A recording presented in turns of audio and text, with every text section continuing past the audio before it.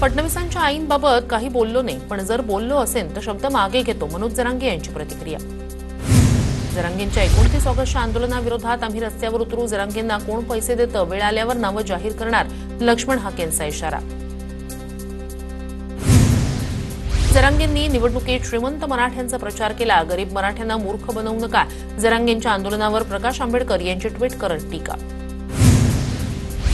लक्ष्मण हाकेंकडून राज्यभरात जाऊन चिथावणीखोर वक्तव्य करणं सुरू आहे. रिपाई खरात गटाचे अध्यक्ष सचिन खरात यांच्याकडून हाकेंच्या अटकेची मागणी.